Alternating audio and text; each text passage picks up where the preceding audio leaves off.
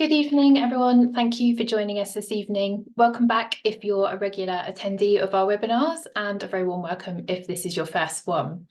I'm Dr. Katie Williams, the Technical and Product Development Manager here at Dengie. And before I introduce our wonderful guest speaker who is on camera, I'll just cover off some quick bits of admin. So first of all, we are recording the webinar as always. It will be available on the Dengie YouTube channel probably in the next week or so.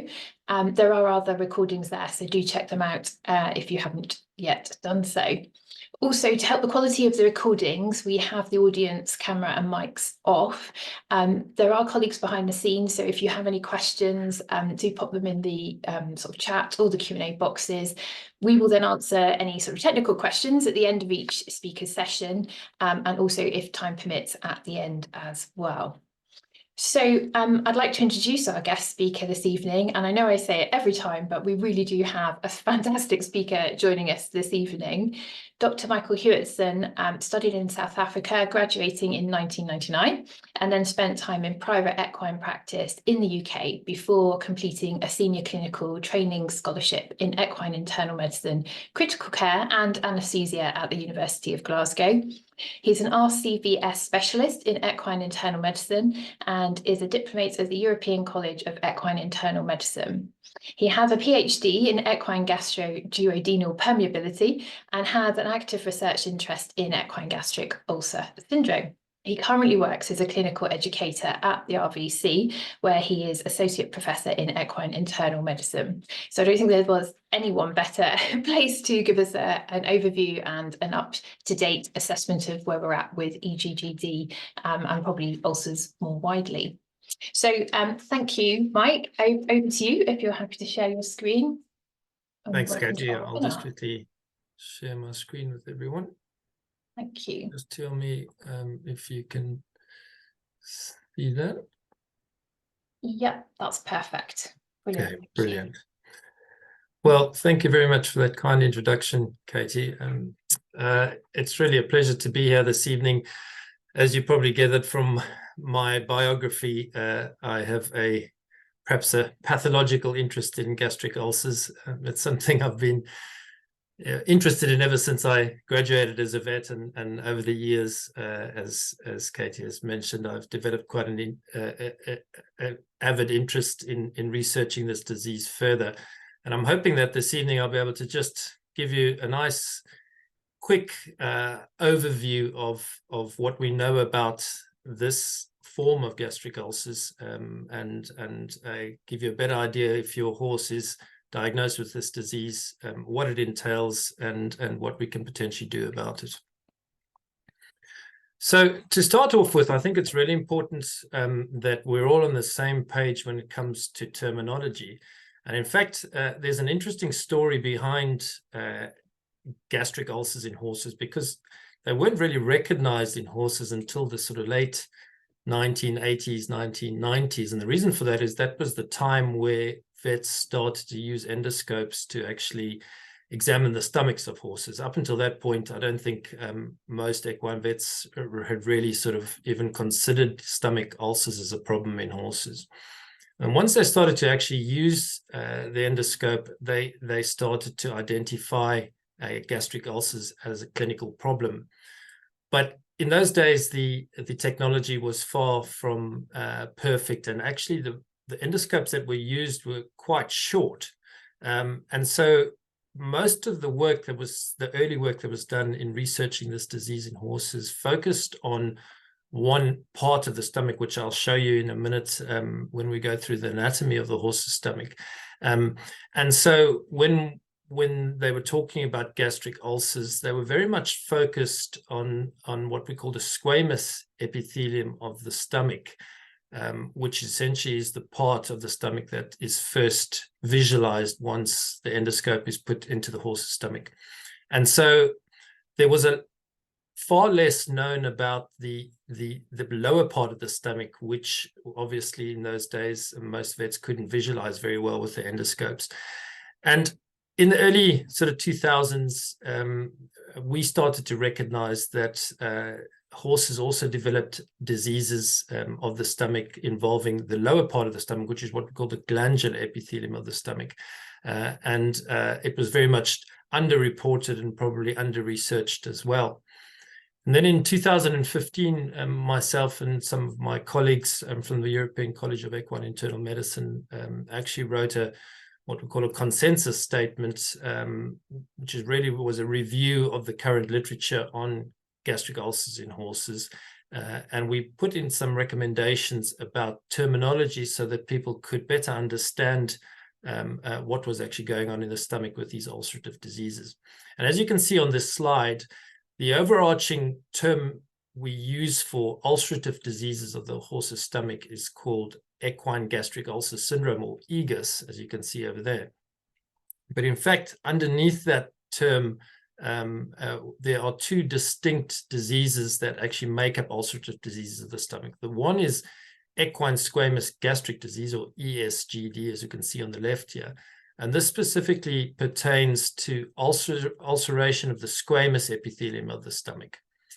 And this is a very, very different disease to the disease we recognize in the glandular epithelium of the stomach, as you can see on the right here, which is what we call equine glandular gastric disease. And this was the first time we had actually reported in the literature the importance of distinguishing between these two diseases when making a diagnosis in horses with stomach ulcers, because as you're going to see later, these diseases vary hugely between one another, not just with regards to prevalence, but also what actually causes them and how we treat them. So obviously this evening, I'm going to be focusing specifically on equine glandular gastric disease, but just keep in mind that there is also this other disease of the stomach called equine squamous gastric disease, which probably most of you will be more familiar with, as it's far more widely reported, in the literature. So I just want to start by reviewing some anatomy, and I've got an image here of a horse's stomach. Now, I hope none of you are overly sensitive, but I think it's really important to be able to show the anatomy so that you can understand exactly which part of the stomach we're talking about when we talk about equine glandular gastric disease. And you'll see on this image on the left, this is the horse's stomach that's been essentially split down the middle so that we can actually see the inner surface or the mucosa of the stomach. And up at the top where it's denoted with a D, that's what we call the squamous epithelium of the stomach. You can see it's a sort of a white palish color, and it's the same mucosa that's in the esophagus, and it's very, very sensitive to acid. In a normal horse's stomach, this part of the stomach wouldn't be exposed to acid. It's actually protected from acid injury by a mat of roughage, which lies on top of the actual gastric secretions, which lie in the lower part of the stomach. And then you can see that that squamous epithelium is separated from the lower part of the stomach, which is a sort of a more pink color, by a line called the margo plicatus. And anything below that, in what we call the ventral part of the stomach, is what we call glandular epithelium. And this is the sort of pinkish colored mucosa that you can see in this image. And equine glandular gastric disease is specifically a disease involving this glandular epithelium. And the epithelium itself is for those of you that remember your biology days, this is an example of a simple columnar epithelium. We can see on the image of the right here what it would look like histologically. But the most important thing I want you to take away from this slide really is the importance of understanding that there are two different parts to the stomach, and the lower part of the stomach, this glandular epithelium, obviously is normally exposed to acid. In fact, it's these cells that produce the acid.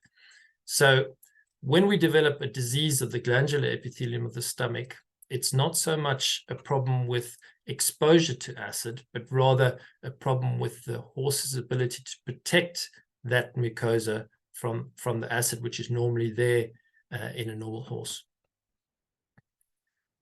So let's look at the physiology of the stomach a little bit more as well, because I think this is also really important when we try and understand this disease. Now, this is a pretty busy slide, but essentially what we're looking at here is a schematic representation of the different cells in the glandular epithelium and the different types of hormones and other types of transmitters that are released in order to stimulate this glandular mucosa to produce acid. So the glandular mucosa consists of two primary types of cells. The one type of cell is a mucus-producing cell, which produces large amounts of mucus. And we can actually see in this image on the right-hand side here, this curtain of mucus in the lower part of the stomach that we see on gastroscopy. And obviously that mucus is really important because it protects the glandular epithelium from the acid which is normally there in the stomach. Now, in addition to that, we have another type of cell in the gastric glands which produces bicarbonate, and the bicarbonate mixes with this mucosa, with this mucus to form a excellent protection against the acid. So it's what we call a neutralizing effect. So essentially, the bicarbonate together with the mucus protects the cells from getting injured. Now, obviously, if that mucus layer is somehow compromised, then we are going to start to get problems with mucosal injury. Now, the other cells in the gastric glands of the glandular mucosa are responsible for producing acid. And the main cell is called the parietal cell. We can see it here, this large red cell in the schematic. And it produces hydrochloric acid by a mechanism called the ATPase pump, the hydrogen potassium ATPase pump. And the thing to remember here is it's stimulated to produce acid by a cell called the G cell. And you can see it over here in the area of the antrum, which produces a hormone called gastrin. Now, gastrin stimulates this cell up at the top here in orange called the enterochromaffin-like cell, which then produces histamine, which then stimulates the parietal cell to produce acid. And that's important later when we think about how to treat this disease, because the drugs we use to treat them primarily inhibit acid suppression through various different mechanisms that are related to these cells and the transmitters that they produce. In addition to that, you can see there's a D cell over there which produces a hormone called somatostatin, and this has a modulating effect on the stomach as well. And so between the release of gastrin together with somatostatin, we can modulate acid production in order to fulfill the normal physiological role of acid in the stomach. The next thing I think is really important to remember if we talk about acid is that horses produce acid constantly throughout the day and throughout the night. So they're what we call basal acid secretors. And you can see that depending on which part of the stomach you're looking at, and the pH varies hugely. So on this graph over here, you can see the two lower lines represent the pH in the ventral part of the stomach. So that's the lower part of the stomach where the glandular mucosa is. And you can see it hovers around about a pH of 2 throughout the day and night, so over a 24-hour period. So it's very acidic, and that's normal in a normal horse. If you look at the upper part of the stomach, you can see there's quite a large variation in the pH over time. And what's particularly interesting here is that you can see that there's a drop in pH during the night, and then the pH gradually increases during the day. And that's normal in a horse. And the reason for that is during the day, horses tend to eat roughage, and that roughage then obviously forms a mat in the stomach. As I said, floats on the acid secretions and stratifies pH, so that by the time the pH reaches, well, in the upper part of the stomach, the pH is stratified to the extent that it's no longer acidic at all. Now, horses naturally will not tend to eat roughage in the early hours of the morning, and this is why you'll see a drop in pH in the early hours of the morning. The important thing here is that's completely natural, so it's not going to cause the horse any problems, because that's a normal circadian rhythm of the horse. And we actually use this to our advantage when we are medicating horses with acid suppressants for treatment of glandular gastric disease. And we're actually going to use this normal circadian rhythm of acid secretion to our advantage. I'll show you more about that later. So the important takeaway message here is that there's a huge variation in the pH depending on which part of the stomach you're talking about. And as I said to you earlier, notice that the pH in the lower part of the stomach, where the glandular mucosa is always very, very acidic. So obviously, if we have a problem with protecting the glandular mucosa in that area, that's when the acid is going to start to cause problems for the horse. So let's focus now on the actual disease itself. Now, I've got a whole lot of sort of quite graphic images here, but I think it's really important that you are able to get a better idea of what we see on a gastroscope when we actually are examining a horse's stomach with this disease. You can see, starting on the left here, a classical case of equine glandular gastric disease, where you'll notice that there are these sort of raised focal areas, almost sort of along the rugal folds, which are the normal folds in the area of the pylorus down at the bottom of the stomach as it enters into the duodenum. Sometimes we can actually see quite raised folds, as you can see in the second image to the right here. It's what we call a hypertrophic rugal fold, and this is also another characteristic appearance of equine glandular gastric disease. We also can sometimes see polyps, as you can see in this image, second from the right. And in severe cases, we can actually even see depressed ulcers.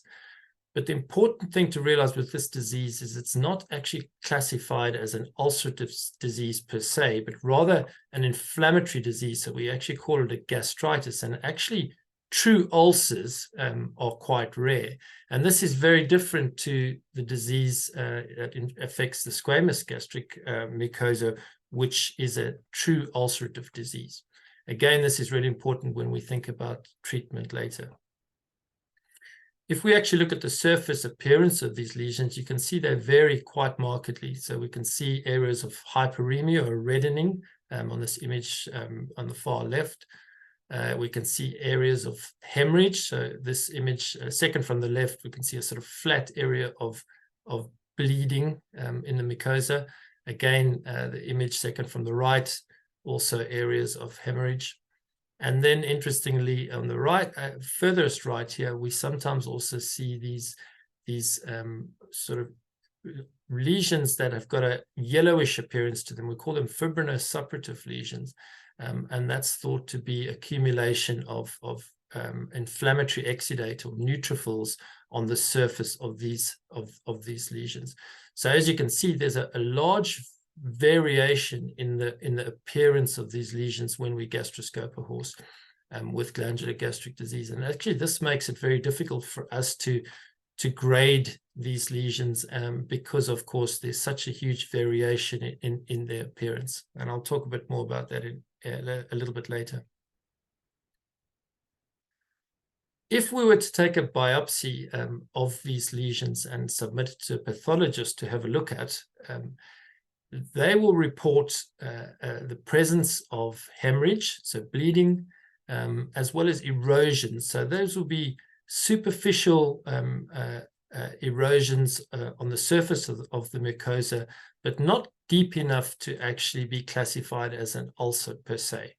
And that's why this is not classified as an ulcerative disease, but rather an inflammatory disease, because the other thing that the pathologist will report on is that there's an infiltration of inflammatory cells within the actual mucosa, and it's classified as a result as an inflammatory gastritis.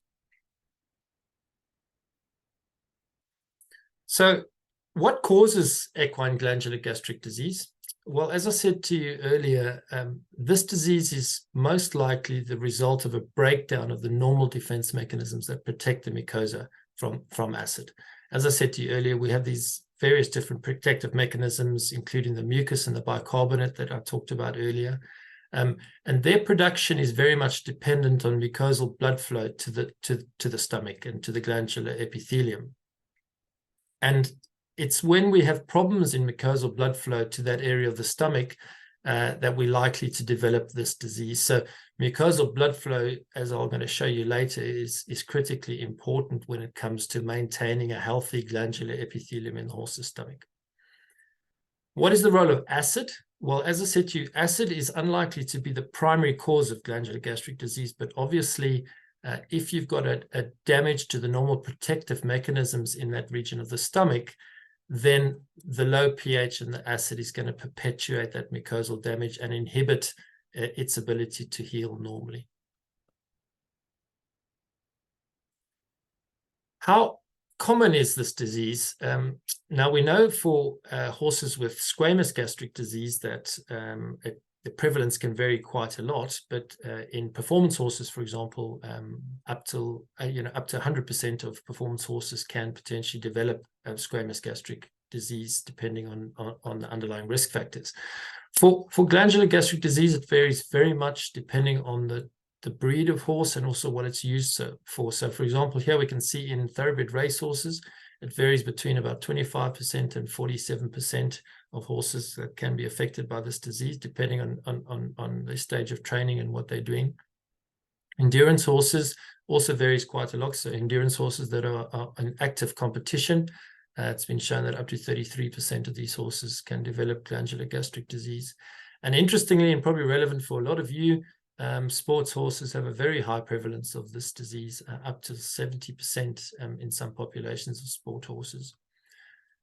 Also, interestingly, we do see this in non-performance horses and also actually in feral horses. And this is quite interesting because when we think about the underlying risk factors for this disease, and we're going to talk about those later, obviously there are certain risk factors that are not necessarily just related to competition, but also related to other aspects of normal horse management and possibly even social stresses in herds of feral horses, wild horses, that may also play a role. Interestingly, the prevalence of glandular gastric disease in foals is actually very low. Only about 6% of foals have been reported to have glandular gastric disease in one study. So, what causes this disease? Well, the key thing I want to get across to you is that glandular gastric disease seems to be a disease associated with stress. Now, we know that stress is a common risk factor for development of gastric ulcers in people. And when we started to investigate this disease in more detail, in the early 2000s, once we realized that it was a disease that actually had been, I think, probably underreported and probably underestimated, we started to realize that there were indicators that stress may play a role in the development of these lesions. And actually, there have been a number of studies that have demonstrated this. So, for example, one study found that horses with glandular gastric disease had greater increases in cortisol, which is a stress hormone, in response to novel stimuli.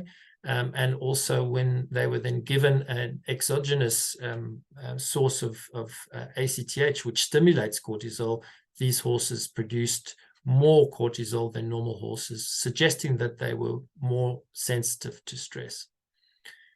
So how does stress cause glandular gastric disease? Well, we know that stress decreases the production of prostaglandin E2, which is normally produced in the glandular epithelium or the glandular mucosa of the stomach, and has a critical role in maintaining adequate blood flow to the glandular mucosa, which obviously, as I've said to you earlier, is a really important part of the normal protective mechanisms. And if you've got decreased blood flow, you're going to have decreased protection of that glandular epithelium, decreased mucus production, and decreased bicarbonate production as well. The other risk factor we've identified is exercise. Now, any of you that are familiar with squamous gastric disease will know that intense exercise has been recognized as a risk factor for squamous ulcers, particularly in racehorses. And the reason for this is that it's thought that as the horse exercises at speed, you have abdominal contractions, which results in compression on the stomach, and acid then splashes up onto this sensitive squamous epithelium and causes ulceration. Now, obviously, this is not an issue for the glandular mucosa, because the glandular mucosa is normally bathed in acid. But what does seem to occur, and we've demonstrated this by identifying that horses that exercise for more than 4 to 5 days per week were at an increased risk of developing glandular gastric disease. And this was not related to the exercise intensity, but essentially the frequency that they exercise during the week. And it's thought that this is related to a thing called splanchnic hyperperfusion. Now, all of us will know when we exercise, we can often get a stitch, and that stitch is related to decreased blood supply to the gut, as that blood gets diverted away to more important organs for exercise, for example, your muscles. And probably the same thing is happening in these horses. And as a result of this shift of blood supply away from the gastrointestinal tract, including the stomach, we have a reduction in blood flow again. And as I said to you earlier, this blood flow is critically important in the normal protective mechanisms of the glandular epithelium. So without that normal blood flow, we've got damage to the gastric epithelial cells, which compromises the gastric barrier, and then obviously the acid starts to cause problems for the horse. So clearly exercise, but for a different reason than for squamous gastric disease, and stress seem to be the key players in a horse developing equine glandular gastric disease, which is very different to squamous gastric disease, where the primary risk factors are management, and specifically nutrition, in addition to exercise, but then exercise for a different reason, as I've said to you earlier. So there are a couple of other questions that I get asked often related to risk factors for glandular gastric disease that I just want to sort of debunk here. The first is non-steroidal anti-inflammatory drugs. So you guys will be familiar with drugs such as phenylbutazone or bute. And it's commonly thought that this increases the risk of horses developing gastric ulcers, because, of course, in people and in other species like dogs, this is a very common cause of gastric ulceration. In fact, in the horse, there's very, very little evidence to suggest that administration of non-steroidal anti-inflammatories at normal, appropriate doses and for appropriate periods of time cause glandular gastric disease. In fact, both glandular gastric disease and squamous gastric disease does not appear to be caused by non-steroidal anti-inflammatory drugs. Obviously, if a horse is administered inappropriately high doses of these drugs, they can develop glandular gastric disease. But so long as the drugs are used at the appropriate dose and at the appropriate dosage recommendations, there does not appear to be a risk for increased risk for a horse developing glandular gastric disease. The next interesting question is, do bacteria cause glandular gastric disease? Now, you guys will be aware in people that Helicobacter pylori is a very, very common cause of ulcerative disease of the human stomach. And actually, this has been looked at carefully in horses, and there's quite a lot of evidence now to suggest that Helicobacter pylori is not a cause of any ulcerative disease of the horse's stomach, including glandular gastric disease. But what definitely seems to be something that may be related to the pathogenesis of glandular gastric disease is the actual gastric microbiome itself. And there are a number of studies now that have identified differences in the gastric microbiome in horses with glandular gastric disease when compared to normal horses. And there's some thought that this may be related to some sort of bacterial dysbiosis. we're still trying to learn more about this, so far we know that there does seem to be a difference in the gastric microbiome in these horses, but what the exact mechanism is, and whether or not this difference in microbiome actually results in the development of glandular gastric disease is not yet fully understood. I know that we're going to be presenting a podcast in a couple of weeks' time, so you guys need to keep a listen out for that, because Sammy Julliand, which is he's a nutritionist based in France, is doing some very interesting work looking at the gastric microbiome, and whether or not there's potential that this is changes in the microbiome is resulting in inflammation in the actual glandular epithelium. Possibly there is a link between that and the development of this disease. The next question is there an association between glandular gastric disease and a thing called inflammatory bowel disease? Now, you guys will probably be familiar with a disease called Crohn's disease in people, which is essentially an immune-mediated disease that affects the entire gastrointestinal tract. And histologically, the lesions that we see in horses with glandular gastric disease have a lot of similarities with the lesions we see with a disease called inflammatory bowel disease, which is very similar to Crohn's disease in people. Now, in people with Crohn's disease, they not just the intestine, but also the stomach can get affected by this disease. And actually, people with Crohn's disease have been shown to have increased gastric permeability, which has resulted because of a damage to the gastric barrier. And it's possible that in horses with inflammatory bowel disease, the stomach is also affected, and in fact that the glandular gastric disease is occurring as a result of inflammatory bowel disease. We don't have any definitive evidence for this, but it's certainly a theory that is currently being considered. Another thing I just wanted to discuss, there's some recent literature to suggest that possibly alfalfa may be associated with glandular gastric disease. Now, it's important to realize that this was just a single study done a while ago in a very specific population of horses. These were weanling foals, where they compared feeding these foals an alfalfa chuff in one group, and in another group alfalfa pellets. And they found that weanling foals that were fed the alfalfa chuff had an increased likelihood of developing glandular gastric disease. Now, obviously, this was quite counterintuitive, because we know that alfalfa has a protective effect on the gastric mucosa due to its buffering effect. It's got high calcium, high protein. So this was quite a surprising finding. And I think it's important that we look at these results in context, because actually these foals were fed a very, very high, a large quantity of alfalfa chuff, far more than we would normally feed a horse.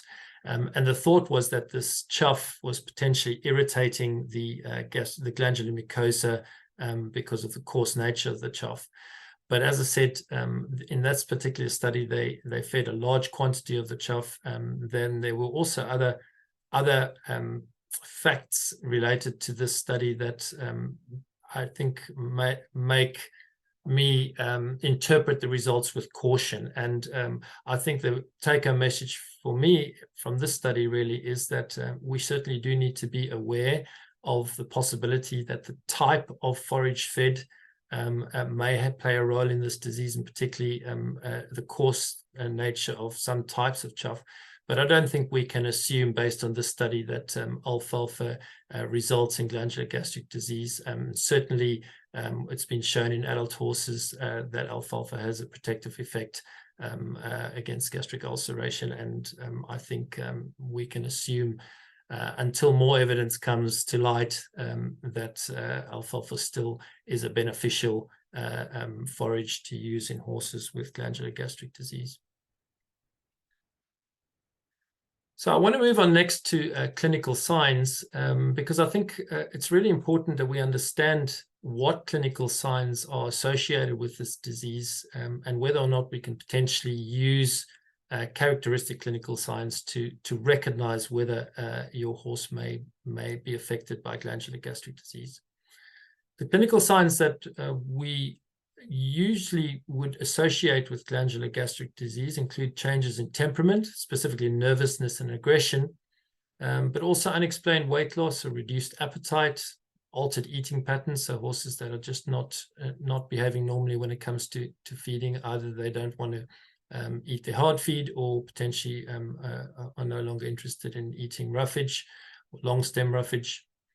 Another very interesting clinical sign that we see, it seems to be almost exclusive for this disease, is cutaneous sensitivity. And this is essentially things like resentment of grooming and girthing, resentment of leg aids, and sometimes even resentment of rugging. And this is very interesting because it's thought to be potentially a referred pain. So essentially the horse is incorrectly registering pain associated with the stomach as a pain response over the skin in the region of the actual thoracic cavity. So from the withers backwards, any sort of gastric pain the horse perceives as skin pain. And it's quite interesting, certainly by treating these horses with acid suppressants, we seem to be able to resolve this clinical sign in some cases.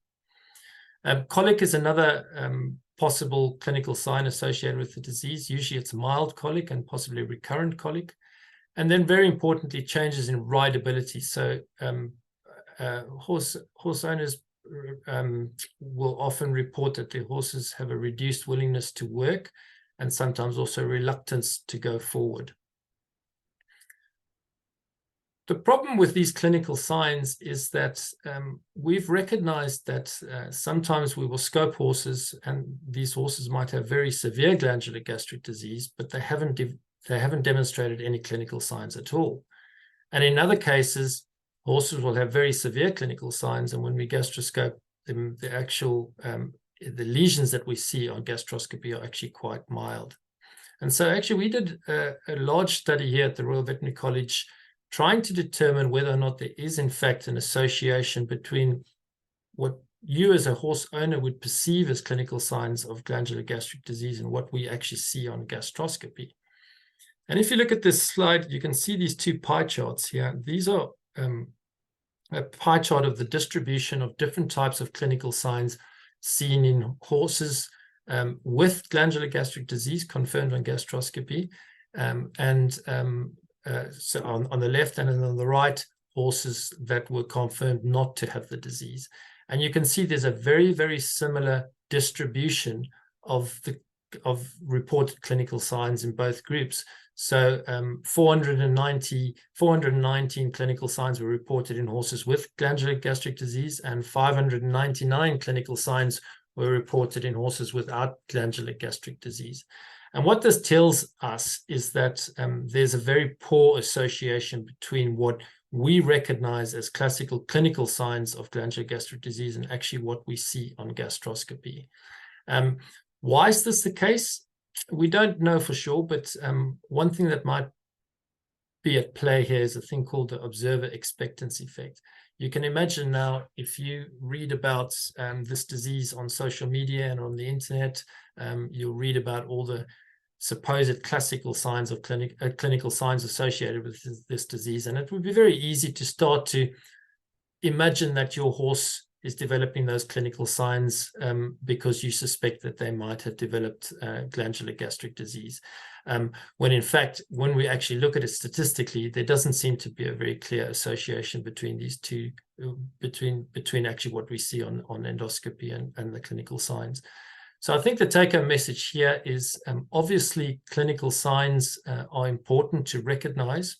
But if you do suspect your horse is at risk of developing glandular gastric disease, then the most important thing you can do is get your vet to actually perform a gastroscope to confirm whether or not the horse does in fact have disease. Because otherwise, if horses are treated with with drugs to inhibit acid secretion on the assumption that they might have glandular gastric disease, you could end up spending a lot of money when in fact your horse may not even have the disease. A lot of people ask me how glandular gastric disease could affect performance. Again, we don't know for sure, but we think it's related to epigastric pain, so essentially pain in the stomach. Now, in people with gastric ulcers, particularly athletes, they complain of this pain in their stomachs that affects their ability to perform. And a study was done quite a while ago looking at horses with gastric ulcers, specifically squamous gastric disease, but I think we can extrapolate to glandular gastric disease. And that study demonstrated that this epigastric pain, so stomach pain, affected the horse's ability to take a full stride length. And obviously this meant that over a specific distance, the horse needed an additional number of strides in order to make the distance. And this would increase or reduce the time to fatigue, obviously. But also because we know that when horses exercise, in galloping and in canter, there's a thing called the respiratory locomotor coupling, which means that every time the leading leg hits the ground, the horse exhales, and as the leading leg lifts off again, they inhale. So obviously, if we have gastric pain which affects stride length, that can also affect the ability of the horses to take in oxygen, which obviously is critically important in muscle function as well.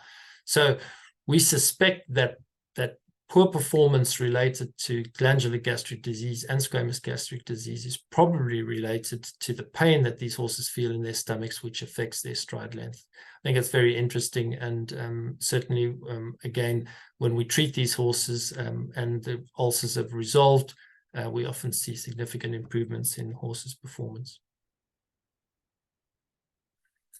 So let's move on to diagnosis next. You'll probably all be familiar with gastroscopy, so that's putting a camera into the horse's stomach to actually diagnose the disease, and that's really the only reliable way of diagnosing and monitoring horses with glandular gastric disease as well as squamous gastric disease. As I said to you earlier, clinical signs associated with glandular gastric disease, although they are obviously important, there doesn't currently seem to be any association between them and what we see on gastroscopy. So it's really, really important, if you suspect your horse has got this disease, that you get your vet out to perform a gastroscopy. So for any of you that haven't seen a gastroscopy before, I thought I'd just quickly share with you how we would do it. So we use a very long gastroscope. It's about 3 meters in length, and a little useful fact for your next pub quiz is that it's about 2 meters from the horse's nostrils all the way down to the stomach. So it's actually quite a long distance. So we do need a long endoscope. And as I said, that was one of the challenges in the early years of equine veterinary medicine, because the scopes weren't long enough for us to get right down to where the glandular mucosa is. And so I think glandular gastric disease has been around a lot longer than we think. It's just that we haven't actually been able to recognize it because we didn't have the appropriate equipment. So we use this endoscope, and usually you use some kind of pump, and that's in order to put air into the stomach so we can blow up the stomach so we can have a good look. And then a lot of vets will also put a gag in the horse's mouth. And the reason for this gag, if you're wondering, is just simply because we don't want the horse to bite our expensive endoscope. Now, you wonder how this happens. Well, we put the endoscope up the horse's nose and into the nasopharynx, but sometimes, because the endoscope's quite flexible, it can do a U-bend and go into the horse's mouth. And then if the gag's not there, it takes one bite, and that's the end of our expensive equipment. So I'm just going to share with you a video of a gastroscopy procedure so you can get a better idea of what we see as vets when we do this. So this is the endoscope's now being passed through the nose into the nasopharynx. You can see this is the larynx here just coming into view as we pushing it up against the larynx to get the horse to swallow. Sometimes that can be quite challenging. Some horses are very stubborn. But here you can see the endoscope's now into the esophagus, which is this muscular tube. And as we pass the endoscope down here, you can see the saliva that's accumulating in the esophagus. We would do this under sedation, usually moderate sedation, so that horses are comfortable when we do this. But it's really not a painful procedure, particularly. It just is a little bit uncomfortable, which is why the sedation helps. So here we can see now we reached the stomach, but of course we can't see much at the moment because the stomach is normally collapsed in a normal horse. It's not a large chamber as you think it might be. So we have to put air into the stomach in order to visualize the mucosa properly. So we're busy doing that now. And sometimes it takes quite a lot of air to actually get the stomach fully inflated. People always worry that we can overinflate the stomach, but actually that's quite difficult to do because if you do overinflate the stomach, the horse just burps out the air. So it's not anything to be too concerned about. So you see in a minute here, now we're starting to get a better idea of the stomach, and you can recognize the anatomy that I showed you earlier. You see up on the left, here's the squamous epithelium, and on the right is the glandular epithelium, and there's that marga plicatus, that line that differentiates between the two epithelia. And we are interested in this pink epithelium down the bottom here, which is the glandular epithelium, because that's of course the epithelium that's affected in horses with glandular gastric disease. You can see the scope up at the top there now. So we've come around ourselves and we're looking back at ourselves. That's the scope coming through the esophagus. And now we're going to head down to the pylorus, which is the area of the glandular mucosa where we tend to see these lesions most commonly. Now this is a normal horse. You can see it's got a nice sort of pink color. And you'll see in a minute, there's a little hole there, which is essentially the communication between the pylorus and the small intestine. And this is the area, as I say, where we tend to see glandular gastric disease most commonly. As I showed you in those earlier slides, we can get a variety of different types of lesions. Usually these sort of focal or multifocal raised areas along these folds, these rugal folds. And they can either be hemorrhagic in appearance, hyperemic in appearance, or they can have a sort of a yellowish appearance, which we call a fibrinous suppurative type lesion. And once we've done that and we've had a good look, we'll then come out and take the air out of the stomach and then come out. And we will take some photographs or some video so that we can then compare that to previous gastroscopies in order to determine whether, if we are treating a horse for this disease, whether there's been an improvement or not. So another question I often get asked is, can gastroscopy cause colic?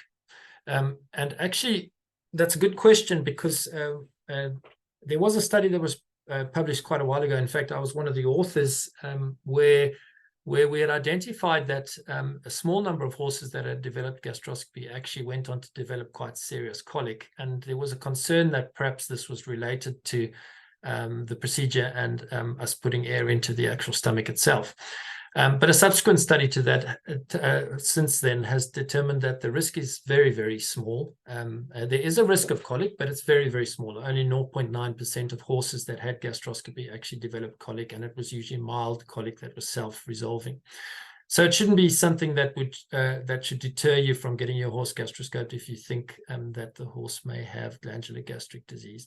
But what we certainly do just to be absolutely sure is we make sure that we deflate the stomach after the procedure to make sure that there's no risk at all of the horse developing colic. So the next thing I want to do is just touch on the grading of glandular gastric disease, because it is quite different to what most of you would be used to if you have had a horse with squamous gastric disease. Now, horses with squamous gastric disease is quite simple. We just have a simple 0 to 4 grading system that essentially grades the severity of the ulcers based on the number and the depth and the severity of the appearance of these ulcers.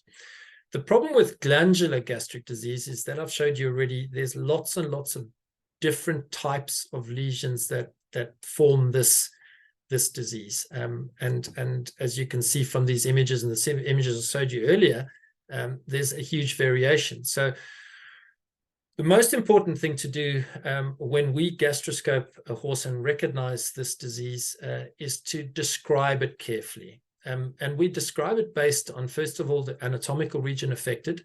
So which part of the glandular mucosa is affected. And as I showed you earlier in that an anatomical specimen, the glandular mucosa consists of 3 different areas. There's the cardia, which is the area just below where the esophagus comes into the stomach. Then there's the fundus, which is the largest area of the glandular mucosa, which forms the glandular fundus. And then there's the pylorus, which you saw earlier in that video, which is where we see the most common lesions. So the first thing we do is report which part of the glandular mucosa is affected. And as I say, most commonly it's the pylorus. The next thing is we would report on whether there's a focal lesion, so just a single lesion, or whether there's multiple lesions, or really sometimes even a diffuse lesion, so a large area that's affected. And then what we will talk about next, or report next, is the topography or the contour of these lesions.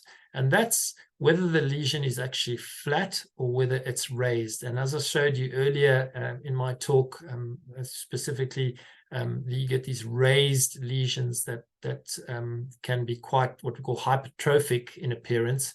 And sometimes you can even get polyps forming. And then really we get these depressed areas, and those depressed areas are actually true ulcers. But as I said to you earlier, that's actually quite uncommon with this disease. It's usually an inflammatory disease and not an ulcerative disease. And then lastly, the appearance. And we can see in the second row of these images here, and I've showed you these images already, and there's various different appearances. So the hyperemic or reddening of the mucosa, the hemorrhagic or bleeding areas, or this sort of fibrinosuppurative appearance, which is a yellowish appearance to the surface of the lesion. So we take all of that into account when we're describing this disease. But the problem for you as a horse owner is obviously that really doesn't mean a lot to you when it comes to actually understanding how severe the disease is or not. And so what we've tried to do is actually also come up with a grading system which will give you a better idea of the severity of the lesion. So even though there are various different types of lesions that make up equine glandular gastric disease, we can still give you an idea of the severity based on a scoring system. And actually this has recently been validated in the literature and has been shown to be quite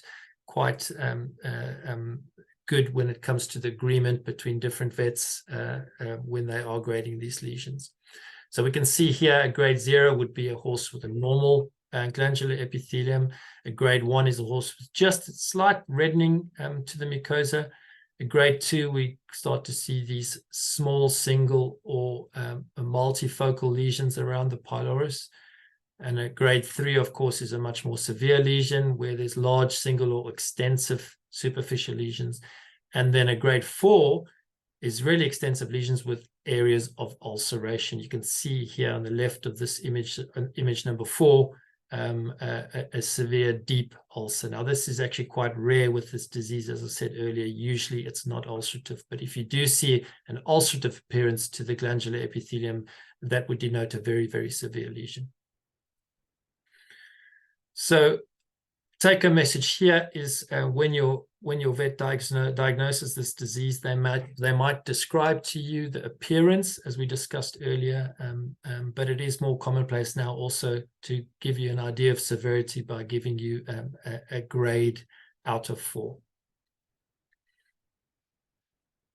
So let's move on to treatment now. The first question I want to ask you is, well, when should your horse be treated for glandular gastric disease? Now, that might sound like an obvious question, but actually it's not that simple because, as I showed you earlier, there is no good evidence to suggest that there's a direct cause and effect relationship between the clinical signs we see and the actual presence and severity of the lesions we see on gastroscopy. So it's very hard to know what the clinical significance of these lesions are on gastroscopy. And because of this, as I said to you before, I think it's really important not to assume that your horse has got glandular gastric disease based on clinical signs alone. They should be taken in combination with endoscopic appearance of the glandular mucosa in order to make the diagnosis. Once you've identified that your horse has got glandular gastric disease based on characteristic clinical signs and gastroscopy, the next thing that needs to be considered is, well, what type of lesions should be treated, and are there any lesions that perhaps don't need treatment? Now, again, you'll notice that the overall theme of this talk is the fact that there is not enough evidence for most of the things we're talking about, but so be it. That's unfortunately where we are at the moment, and we obviously, actively researching this disease to try and learn more about it. But currently, there's no evidence to suggest that there's a correlation between the different lesion types that I've showed you and the severity based on histopathological examination of these tissues, which again means that it's very hard to look at a lesion type and say, well, this is more severe than a different type of lesion. So, for example, a hemorrhagic lesion versus a fibrinosuppurative lesion, we don't know which is more severe or whether they have a similar severity with regards to the effect on the mucosa at a histological level. And because we don't know what the clinical significance of these different lesion types is, currently the recommendation is to treat all lesion types if we do see them on gastroscopy. The only exception to this might be a grade 1 lesion. So that would be those lesions where all we're seeing is just a reddening of the surface of the mucosa without any actual hemorrhage or fibrinosuppurative type appearance. Those horses histologically have been shown to potentially have a normal underlying mucosa if they've got that reddening or erythema. And so your vet may decide not to treat a grade 1 lesion, but rather to just institute management changes to prevent those lesions getting any worse. It will depend a little bit on the presence of concomitant clinical signs, but you may encounter this where grade 1 lesion may not necessarily need treatment. So what do we use to treat this disease? Now, even though we don't understand what the underlying cause of glandular gastric disease is, the primary goal of treatment is still going to be acid suppression, because remember, it's the acid that perpetuates the disease. So we need to suppress acid production, and that's going to obviously encourage the mucosa to heal. And the idea would be that we restore normal gastric barrier function, and if appropriate, also treat any underlying inflammation where relevant. And I'll talk about how we do that in a minute. So how do we suppress acid? Well, we use a drug called omeprazole, which is the drug of choice. And we determine the efficacy of acid suppression by rescoping the horse after a period of time and seeing whether there's an improvement in the lesion score or the appearance of the lesions. You can also actually assess the pH in the stomach at the time that you gastroscope the horse. And we just use a little pH strip. So long as the horse is actually currently on treatment at the time, it's a very, very useful way for us to determine whether or not the actual drugs are achieving the acid suppression that we want. So the drugs we use, as I said, omeprazole is the drug of choice. So this is a drug that inhibits the production of acid from that parietal cell that I talked about earlier. Remember, that's that hydrogen potassium ATPase pump that produces hydrochloric acid. And this drug binds to that pump irreversibly and prevents production of acid. It's acid labile, and by that we mean it needs to be protected from the acid in the stomach as it passes through into the small intestine to be absorbed. And so it's really, really important that we use an appropriate licensed product that has a method of protecting the drug from the acid in the stomach. And it's either a buffered formulation or a thing called an enteric coated type of drug, which protects the drug as it passes through the stomach. The drug that's licensed to be used for this disease is an oral paste. Most of you will probably be familiar with this, and it's administered once a day. What's really important when we do prescribe this drug for glandular gastric disease is that you need to modify the feeding pattern of your horse in order to maximize the absorption of this drug. And what I mean by that is the drug doesn't get absorbed appropriately or adequately if the horse has got food in its stomach at the time that you administer the drug. And so the easiest way to make sure that you administer this drug on an empty stomach is to give the drug first thing in the morning. Okay, and why do I say this? Well, do you remember that graph I showed you earlier, which showed the changes in pH over a 24-hour period? And remember, I said in the early hours of the morning, a horse will naturally not tend to eat forage. They tend to naturally fast in that time of the morning. So we can actually take advantage of this by feeding 80% of the horse's roughage requirements during the daytime hours where a horse would normally be naturally feeding, and only feed 20% of the roughage requirements at night where the horse would normally naturally be less likely to be eating roughage. By doing that, we can ensure that by the time morning comes and you need to administer the drug, that the horse's stomach will naturally be empty, and that natural fast that the horse went through in the early hours of the morning is not going to cause it to develop gastric ulcers. So that's a very useful way to ensure that the drug gets absorbed by taking advantage of the normal circadian rhythm of how the horse eats roughage over a 24-hour period. So once you give the drug, you should wait at least 30 minutes for it to be absorbed. And then it's really important that you actually feed your horse, because actually feeding stimulates this drug to be converted to an active form, which then binds to the acid pump and inhibits the production of acid. So it's really, really important to understand how the drug works and to make sure that you follow these recommendations regarding feeding and administering at an empty stomach, because a common cause of failure of these horses to respond to treatment is an incorrect administration of the drug, and specifically giving it on a full stomach, which prevents the drug being absorbed. The other thing that we add to the treatment, in addition to omeprazole, which inhibits acid, is a drug called sucralfate. Now, sucralfate is essentially a type of paste, and that forms a layer, sort of almost a bandage layer over the inflamed ulcerative tissue in the stomach, and protects it from acid injury. It's also got some other really, really useful benefits. It stimulates the production of prostaglandin E. Remember, I told you before that that's important for blood flow to the stomach, and also promotes the re-epithelialization of the damaged mucosa. So it's a very, very good drug. And we use it in combination with omeprazole. So your vet will, if they do diagnose your horse with glandular gastric disease, they will often prescribe sucralfate in addition to omeprazole. It also comes as an oral paste, but in this case, it's given twice daily. And together with omeprazole has been shown to have very good healing rates, or improved healing rates anyway. This is just another schematic to show how we would administer the sucralfate. So as I said to you, first thing in the morning, you'd give your omeprazole, you'd wait 30 minutes, and then you'd give your sucralfate, then give the horse its morning feed.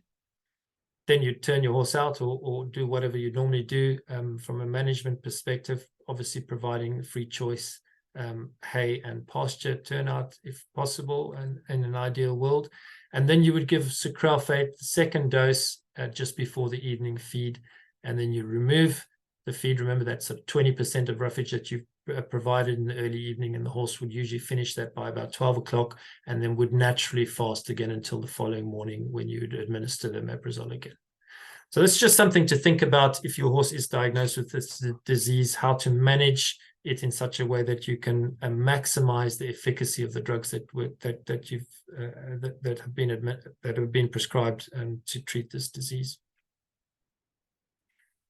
The next question is, how long should your horse be treated for?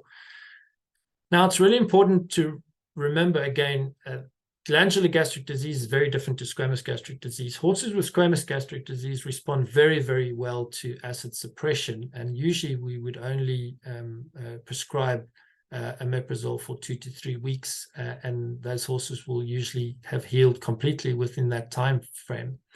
For glandular gastric disease, healing takes longer, and your vet will usually administer the drug or prescribe the drug for at least 4 weeks. And then what's really, really important is a repeat gastroscopy to determine whether or not there has been healing, and if not, to make further decisions about continuing the drug or potentially changing the drug, and we'll talk about that in a minute. And we define healing as a grade 1 or less. Remember, I said grade 1 is just that sort of reddening to the mucosa, and often I would stop treatment even if there are grade 1 lesions, because usually that suggests that we're at a point where we can just make management changes in order to complete healing. Really importantly, if your horse is prescribed omeprazole, just remember, in some regulatory bodies, omeprazole is a controlled drug. So, for example, for the British Horse Racing Authority, racehorses can't compete on this drug, and it needs to be withdrawn 3 to 5 days prior to competition. Obviously, that's not relevant for other regulatory bodies, but just be aware depending what you use your horse for. The question I get asked often, if your horse is on omeprazole, is should the dose be tapered before discontinuation? And the reason this question is asked is because in people, if you've ever been on acid suppressants, so omeprazole or another type of acid suppression for gastric ulcers, you'll often be recommended to taper, so reduce the dose but continue at a lower dose for a while before stopping. And the reason for this is to go back to our physiology. Do you remember I said there was a hormone called gastrin, which stimulates the production of acid from the parietal cell? Now, if you can imagine, if your horse is on omeprazole, that's going to inhibit acid. So the body's going to react by producing more gastrin to try and secrete more acid. And as long as it's on omeprazole, that acid's not going to get secreted. So gastrin concentrations end up being very, very high. And if you then suddenly stop omeprazole, that really high gastrin results in a rebound surge of acid production, which can then result in your horse developing gastric ulcers rapidly after that again. Now, this is a big problem in people, and it's actually been investigated in horses. And luckily for us, in horses, it was found that actually this sort of excessive gastrin secretion only occurred for about 3 or 4 days after finishing a course of omeprazole, and then went back to normal concentrations again, which suggests that the rebound acid secretion is only going to be an issue for a couple of days after stopping omeprazole. And so our take-home message for this is that in most cases, there's no evidence really to suggest that horses need to have a tapering dose of omeprazole. And so your vet will probably say it's okay to just stop the drug without having to taper. Another question is, are there any side effects to omeprazole? Because I know that a lot of people will be using omeprazole prophylactically, so to prevent ulcers, especially in competition horses. This is a very common thing to do. But remember that, like all drugs, they are not without side effects. And actually in horses, as well as in people, proton pump inhibitors, which is obviously what omeprazole is associated with potential side effects. So in people, kidney disease is one potential side effect. And actually, we're busy doing a study at the moment looking to whether or not omeprazole does potentially cause underlying or subclinical kidney disease in horses if it's used for long periods of time. And that study is sort of undergoing we're going that study at the moment, and hopefully we'll be able to publish those results in a couple of years' time. The other thing that's been demonstrated in people as well as in horses is that omeprazole reduces calcium digestibility, and this potentially has implications in people for osteoporosis and the development of fractures. We haven't demonstrated that fracture risk that there's an increased risk of fractures in horses on omeprazole, but certainly it has been demonstrated that calcium digestibility is reduced.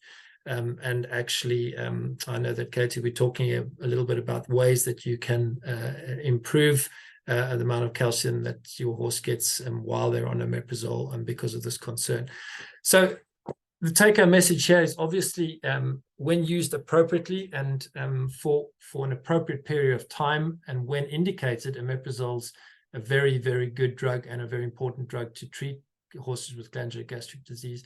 But it should be used when indicated, and I would strongly suggest not using this drug based on a suspicion of gastric ulcers or glandular gastric disease without actually making it, getting your vet to make a diagnosis, and then only use it for as long as is necessary. So just to finish off, I just want to touch on horses that don't respond to treatment. Now, I think it's really, really important to remember that horses with glandular gastric disease, unlike horses with squamous gastric disease, are much, much more difficult to treat. And don't be surprised if your horse is diagnosed with glandular gastric disease, that after 4 weeks of treatment, there hasn't been complete healing. This is actually very, very common. And in some cases, healing can take many months. So obviously, in some cases, we will get complete healing in 4 weeks, but don't be surprised if it takes longer. Now, there's a number of ways that we as vets can manage this. Usually what we will do is, if on our repeat gastroscopy after 4 weeks of treatment, if we see that there's an improvement in the severity of the lesions, but they haven't healed completely, we will probably recommend using the same drugs in the same treatment protocol for a further month, and then an additional scope to see whether or not the lesions have healed completely. If we don't see any evidence of healing, that suggests that there's more going on with the lesions than just acid injury. And in such a case, either we will consider using an alternative drug, a drug called misoprostol, which is actually a drug that provides or mimics the endogenous prostaglandin E2 that I talked about earlier, that's responsible for maintaining blood flow to the glandular mucosa. And some horses, the use of misoprostol will then enable those lesions to heal completely. Or we might change the type of proton pump inhibitor that we use, because some horses, for some other reason, don't respond as well to acid suppression with oral omeprazole when compared to other horses. And in those cases, we may need to use a different formulation, sometimes an injectable omeprazole, or even a different type of proton pump inhibitor like esomeprazole in order to try and achieve acid suppression. And then lastly, remember earlier I said to you that there is this theory that some horses with glandular gastric disease might have an underlying inflammatory bowel disease, so similar to Crohn's disease, which is responsive to corticosteroids. And your vet may prescribe corticosteroids in your horse if there's no evidence of good healing after several months of using an acid suppressant. So really, that's a discussion that you'd have to have with your vet. But I think the important thing here to remember is that horses with glandular gastric disease are difficult to treat, and you do need to be patient. And sometimes we do need to change the type of drug we're using in order to achieve complete healing. And then lastly, very briefly, I'm going to just touch on management. I know Katie's going to talk about management in more detail, and specifically feeding, but I just wanted to briefly mention dietary modifications that I usually recommend for this disease. We don't have any evidence to suggest that there are any specific nutritional risk factors that increase the risk of glandular gastric disease. So most of the recommendations we make are based on what we know about squamous gastric disease, but I think it's a reasonable assumption to make that we should manage these horses when it comes to diet in a very similar way as to horses with squamous gastric disease, in order to ensure that the stomach is as healthy as it can be. So grass turnout where possible, ad libitum roughage and water, limiting the quantity of concentrate feed. Katie will talk to you in more detail about that in a minute. Smaller meals more frequently. And one thing I strongly recommend is if you're going to be exercising your horse, feed a small quantity of roughage. I suggest about 2 liters of chaff before exercise, because that's going to form that nice mat of roughage on the surface of the stomach, and is going to protect the squamous epithelium from ulceration. Probably not as important for glandular gastric disease, but remember, we have to look at this holistically, and remember that horses with glandular gastric disease may also be affected by squamous gastric disease. These diseases can occur together in the same horse.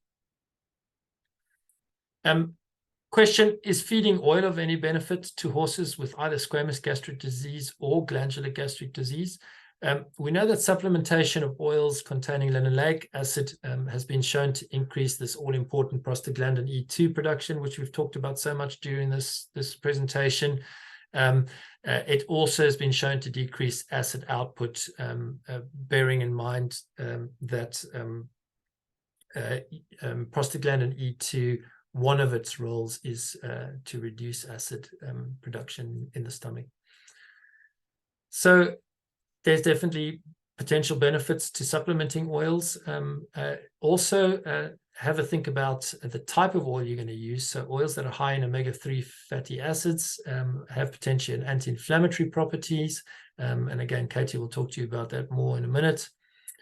And then, even though there isn't a huge amount of evidence for the use of oils specifically for prevention of glandular gastric disease or squamous gastric disease, if nothing else, these oils are useful when trying to replace calories in a horse that's potentially overweight or at risk of laminitis because of something like equine metabolic syndrome, when you're trying to transition them away from a high starch diet, but obviously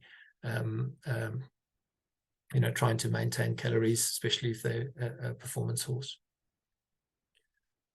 And then just a couple of other things about management, bearing in mind the risk factors I talked to you about earlier, stress and exercise. What you want to do if your horse is predisposed to glandular gastric disease, you want to minimize the changes to routine and any other potential stresses. Minimize changes to equine companions and carers.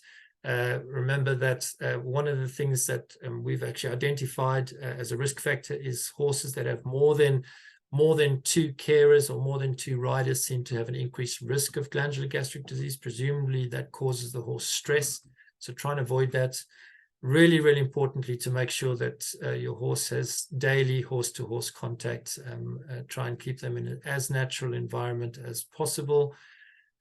Sometimes we would even recommend using mirrors in stables or on transports to help the horse feel that it's not isolated.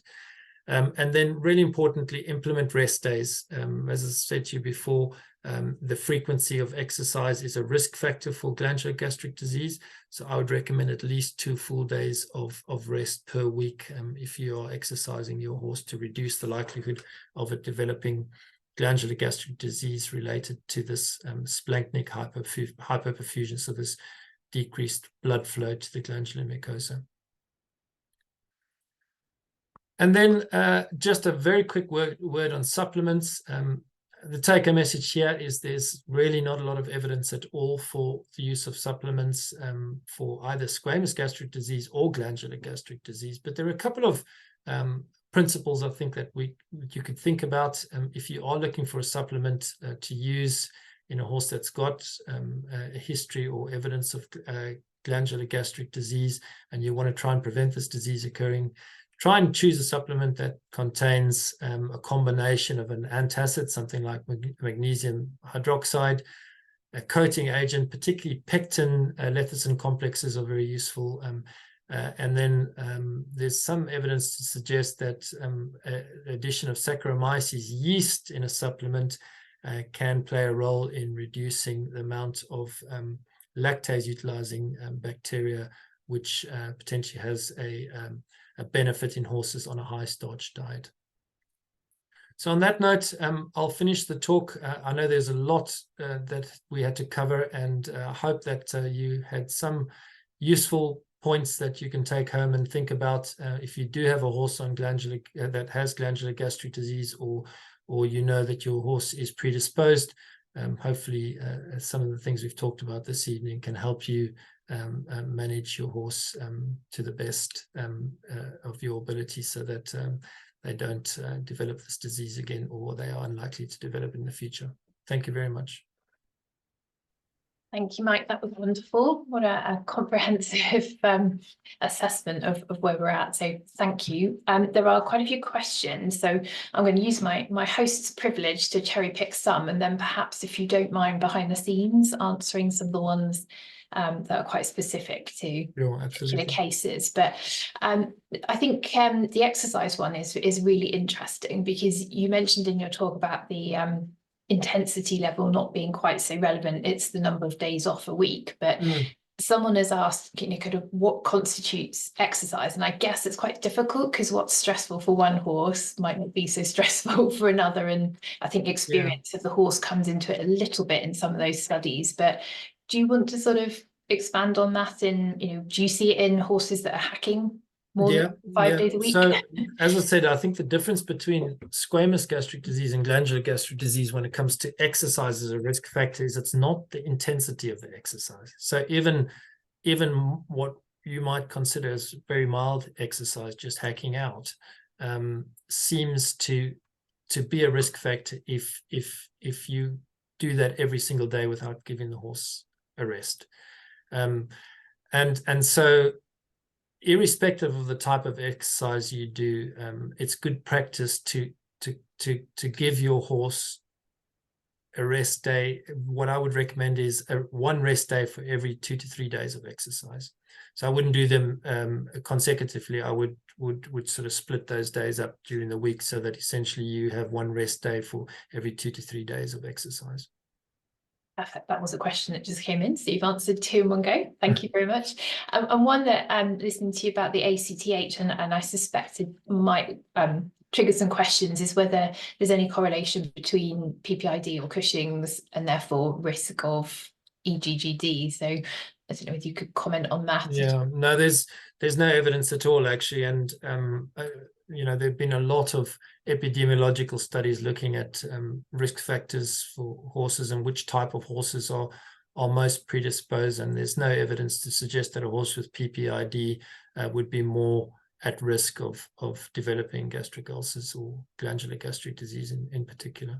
And do you just to kind of clarify in terms of any clinical signs, or symptoms that are different between the sort of squamous and the glandular region, would you have an instinct when you go to do a gastroscopy whether a horse might have EGGD or not, or is it purely till you get there and have a look? It's a great question, and actually that's one of the reasons why I wanted to show everybody that research we had done looking at the association between what we call owner-perceived clinical signs and what we see on gastroscopy. And to be honest, it was a huge surprise to me as well, because I will be the first to put up my hand. I was fairly confident as a vet that if a horse was presenting with cutaneous sensitivity, so girthing behavior, for example, that horse most likely had glandular gastric disease.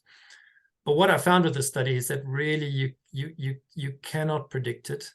And I'm not saying that these clinical signs aren't important. Obviously they are, but I don't think we can use clinical signs to predict, first of all, what type of ulcer or what type of ulcerative disease is occurring in the stomach, be it squamous gastric disease or glandular gastric disease.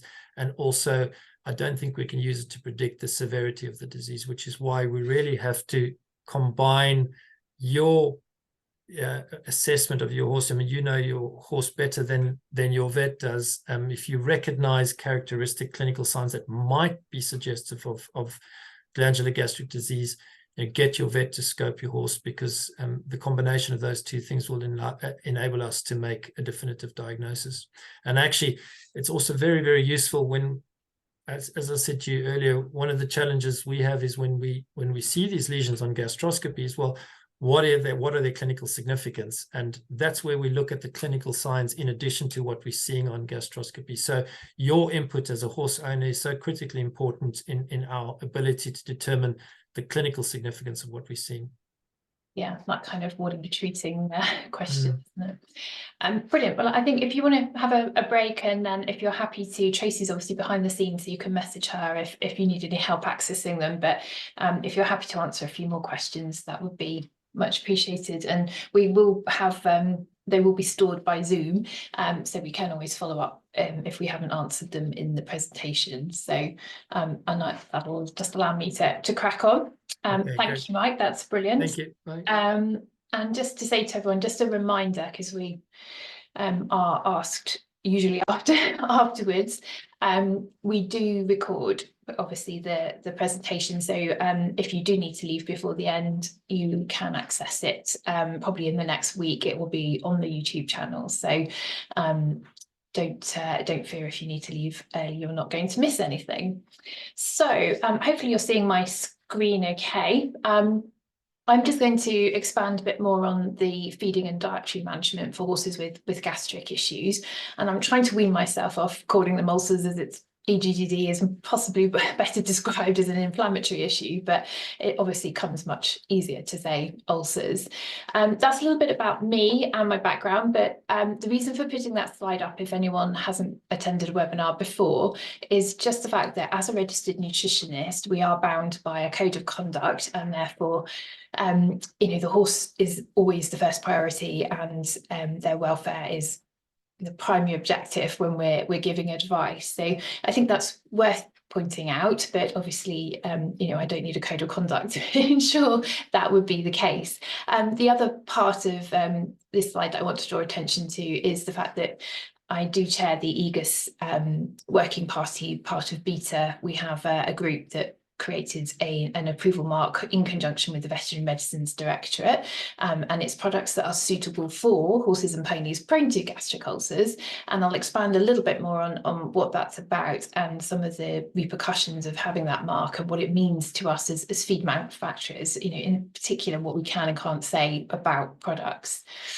But before we get on to EGGD, I just really wanted to kind of set the scene about, does changing the diet work? Does all of this effort that we go to actually have an effect? And the research group behind this particular study, regularly talk about the fact that it was one of the first studies published that actually show, alongside the medication, if you do actually make the effort and change the diet and try and reduce their starch intake, you will be rewarded with some positive results in these more severe cases. So certainly the grade 3 or worse, both groups improved initially, as you'd expect when the medication was administered, but if you put them onto the low starch diet, the effect continued after the medication stopped. Now that change wasn't as significant in the sort of lower severity of gastric ulcers, but where we really need to treat, as Mike was explaining just a minute ago, these really more serious issues, then changing the diet is fundamental to the success of any strategy to try and deal with ulcers. I think I've highlighted the level of starch there because that is important. It's going to be a recurring theme as we go through the presentation, and as a general rule, below 2 grams per kilo body weight per day is seen to be the sort of upper level, and below that you're going to be relatively safe or reducing your risk, and per meal is usually about the 1 gram per kilo body weight of starch.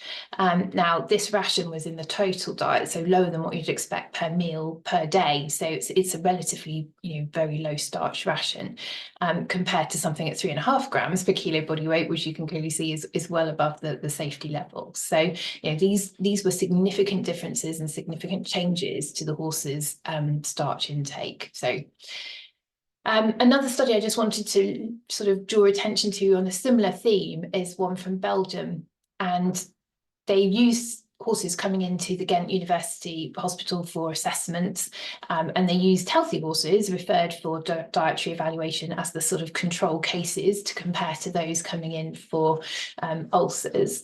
And the reason this one's interesting is when you look at the level of sort of forage and concentrates these horses were typically receiving. And I think this is starting to show how in the UK we are probably, I think it's fair to say, further ahead in terms of getting the starch intake right down. This was only, a study in recent times, but across Europe, there's still much higher levels of starch that are typically given to these horses. So actually, a fifth of the cases that came in for the ulcers, more concentrates were fed than forage. And I think we're probably all in agreement in the UK that, you would never really want to be dropping below half of the ration, even in super fit performance horses, half of that ration needs to be forage.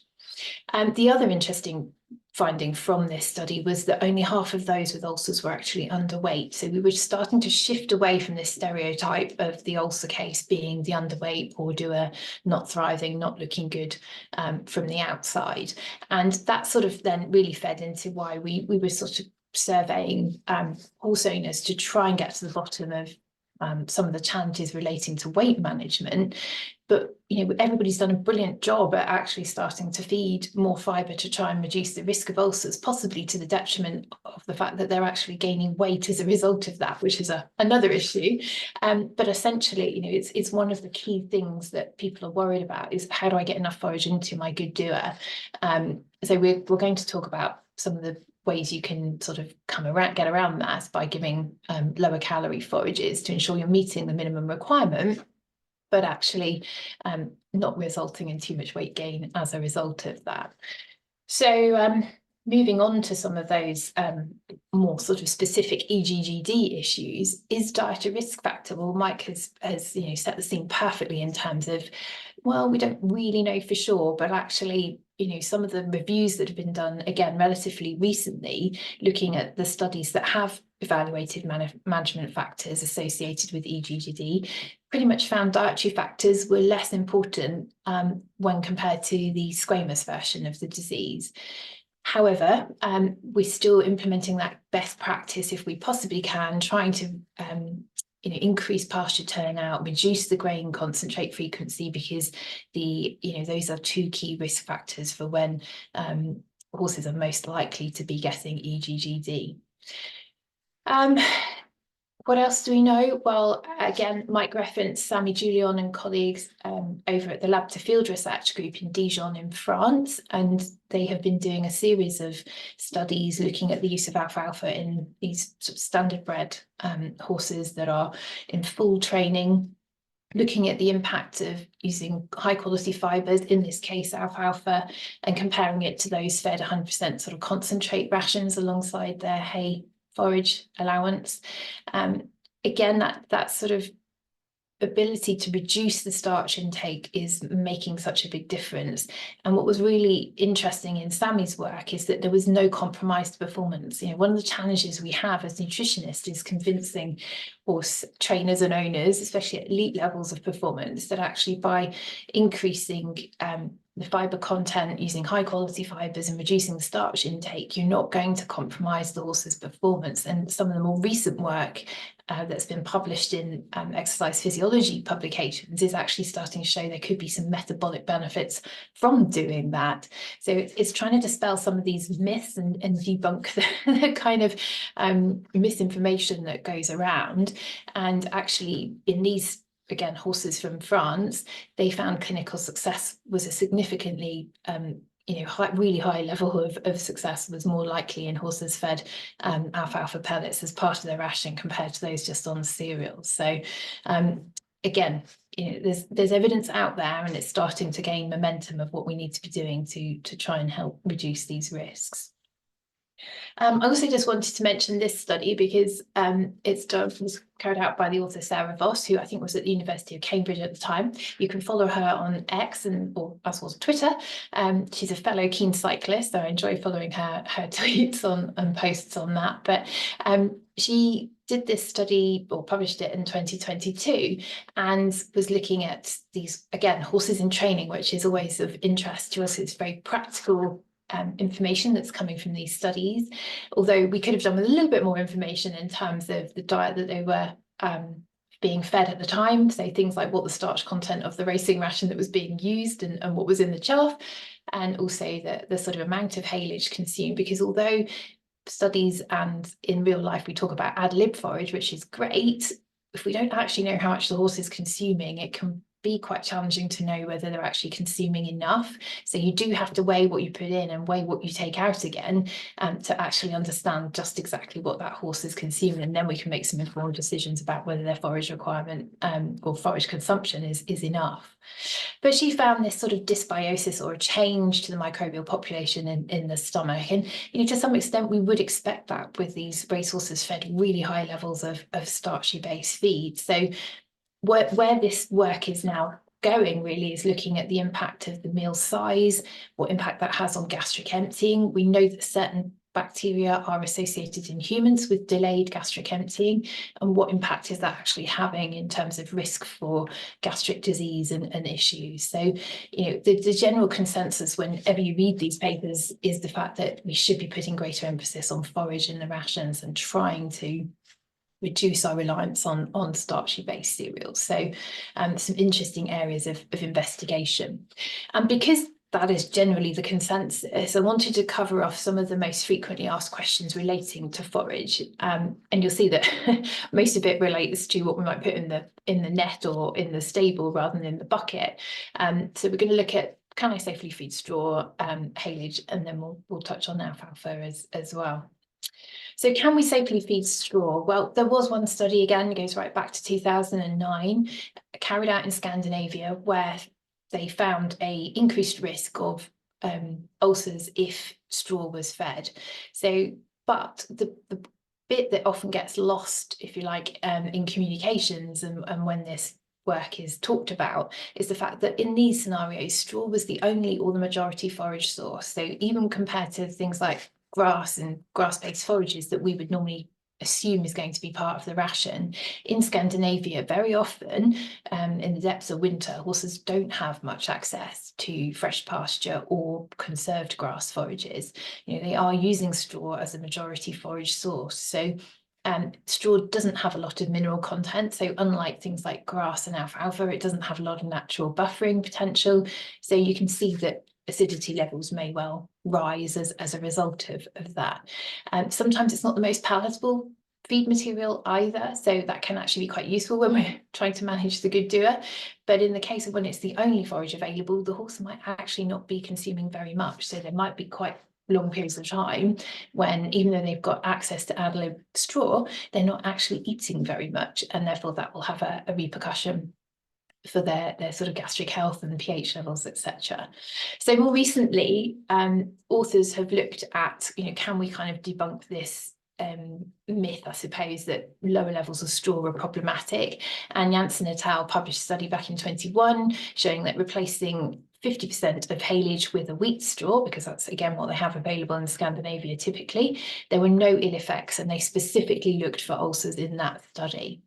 What's really interesting and quite exciting when we're dealing with these good doers, where we're trying to find enough forage to keep them healthy but without promoting weight gain, is the fact that the rate of consumption when we put the straw in with the haylage was so much slower that you hardly saw any insulin response to that sort of consumption of that forage. Now, if you've got a horse that's insulin dysregulated through things like EMS and PPID, to be able to dampen down and quieten down a response to something that they're consuming is going to really reduce their risk of things like laminitis and other issues. So this is really valuable insight, and why it's very frustrating when straw is sort of avoided by people under the misapprehension that it's going to potentially cause an ulcer problem. If we can utilise it as part of a forage ration, as part of other things that are going to help reduce the risk of ulcers, we shouldn't be worrying about it in that context. Would we want to use it in the bucket feed? Well, yes, we know it takes about twice as long to chew chopped straw when it's used as a sort of chop or chaff in the bucket feed as other chops and chaff. So it has a use there. Again, we want to slow these animals down. And again, in the context of a horse that's already struggling with sort of insulin dysregulation and those kind of issues, we can see that even a balancer now is enough to result in an exaggerated insulinemic response if they're already insulin dysregulated. In a normal horse, it's absolutely fine. But in these cases where we've got to try and manage them and sort of reduce that insulinemic response, then straw is great, because the longer we can sort of encourage the horses to eat and take longer times to eat their meals, whatever it might be, the better it's going to be in that context. How much can we use, or what difference does it make? Well, if we're using around about a third of average, replacing a third of average hay with straw, we're actually achieving about a 16% reduction in the energy or the calories that the horse is consuming. If we go to the level of 20-25% reduction, then if we replace, it's a 20 to 25% reduction if we're replacing 50% of haylage. So the better quality forage and the more we're replacing, then the greater reduction the calorie intake is going to be. And 25% reduction in calories is a big drop, and that's the sort of level that is actually going to have an impact on a horse's weight and help us to achieve weight loss. And just for interest, we've done some trials recently with Royal College. We actually found quite a lot of variation between and within some horses. If we put straw in with their haylage, you definitely find this sort of increased sorting behaviour, which in itself is slowing the rate of intake, so that's no bad thing. But intake and chews are not necessarily correlated. So some horses, really do sort of just put their head down and keep eating constantly. It doesn't matter what's going on around them, they just keep eating. And then there are others that are very sensitive to their environment, and they'll pick and choose and come back and sort through their material. So, we can't make rules for every horse. They don't all read the rule book, but as a general feeling and a general takeaway message, the slower we can make them eat by kind of putting things in that they perhaps don't find as palatable, the better it's going to be, and the increased sort of time they're occupied when they are stabled. And that's really what we want to do, is just try and keep them busy eating, doing something when they are actually stabled for longer periods. Some of the practical considerations we need to think about, straw is a commonly used ingredient in feed. So when it's put into things like the hi-fi range that we make, obviously it's dust extracted, but if you're sourcing it from a farm, you might want to just think about the sort of hygienic quality. You can soak it, plunge it into some water and feed it wet. So you've kind of helped to reduce the dust that way. You can actually steam it if you're lucky enough to have a steamer available to you. The other question we get asked a lot is which straw to use, and you can see from those previous studies that wheat straw is used in Scandinavia because they don't grow a lot of oats, so that's what they have available. There are other studies that have used barley straw. Oat straw tends to be the first choice, but interestingly, the vet from the Donkey Sanctuary was talking at Beaver this year and advocating the use of straw because that's the way they keep their donkeys at a healthy weight. And she actually found that the oat straw was too good, so she went to wheat or barley for them because it was less digestible and therefore helped to reduce their calorie intake as well. Obviously, you need to use it carefully and you need to introduce it gradually like you would with any ingredient. Do discuss it with your vet, especially if your horse has had a history of impaction, colic or dental issues. You might be better off avoiding it. But for the average horse, then it can be a really useful feed ingredient. Moving on to, can I safely use haylage? Well, my first response to this question is it actually a true haylage? Have you analysed it to know? And thank you to the Dengie nutrition team, because we've added in some more data. So I've been able to update my slide of Dengie data and comparing it to Cecilia Muller and colleagues. Because what was really nice about the Muller and Uden work is that they took the same field, divided it into different sections, and then made different types of forage from that field. So what we were actually getting is a snapshot about the conservation or preservation technique rather than the timing of the harvest or comparing different products from different places. So to have it controlled to that level is really useful. But what you can sort of see from this slide is if you're making something like a silage where you've got proper fermentation occurring, your lactic acid, which I'm just using as an indicator of the level of fermentation, is going to come up. So you've got a much more acidic forage. And of course, in a disease where increased levels of acidity is problematic or a contributing factor, you're going to potentially want to avoid true fermented forages such as silage and a true haylage. But actually what we're finding, and this is why the Dengie data is so useful, and Cecilia has used this term herself to sort of describe these very dry wrapped forages. So they're not really fermenting, and a more accurate name is wrapped hay. We've had about 84 samples in recent times that we've collated the information for, and you can see over the last sort of 5 years the average dry matter of these wrapped forages is around 78%, so pretty much getting close enough to be hay that's just wrapped in plastic. And you can see that because it's reflected in the levels of sugar. The WSC, or the storage sugars, pretty much is comparable to the haze we're analysing. And that would make sense because it's not being converted to an acid in the fermentation process, so it's still there.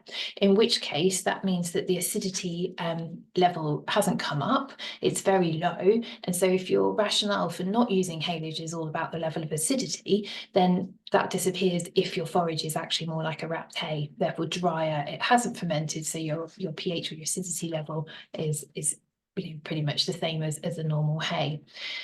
So do test your forage. We are starting to do a lot more sort of pH tests on forages to reassure people of the acidity level specifically, and it's kind of interesting where this is going, because I think wrapped forages are probably much more available to people than, especially if you've got competition or sports horses where hygienic quality is really important.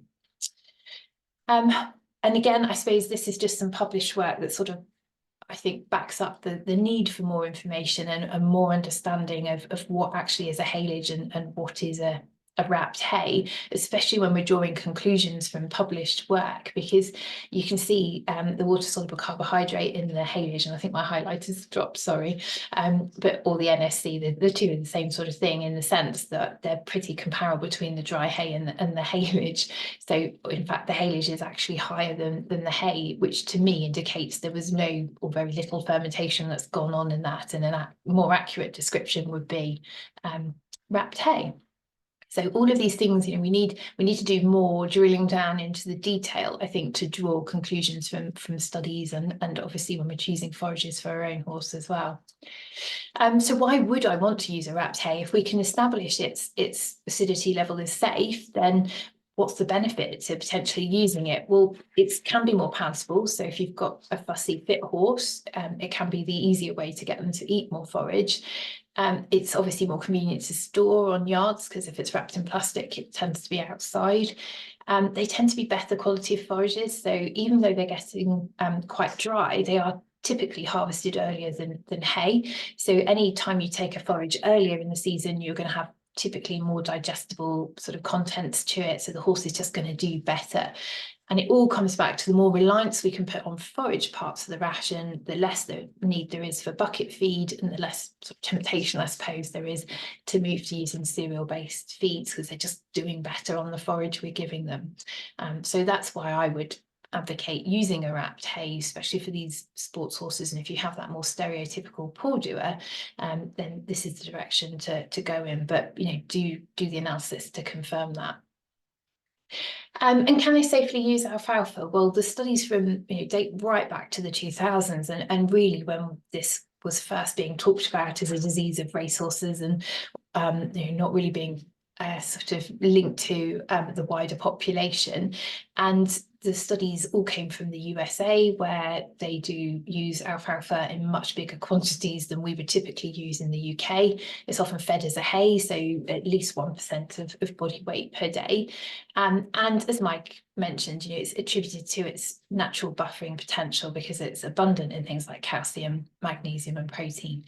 But also, it is a really useful energy source. It is comparable to some of those sort of low energy mixes and cubes in its own right, but with a lot less starch. And the work by Sammy Julian demonstrates that we can fuel these horses to a greater extent using high quality forages, and that's really the direction it needs to go in.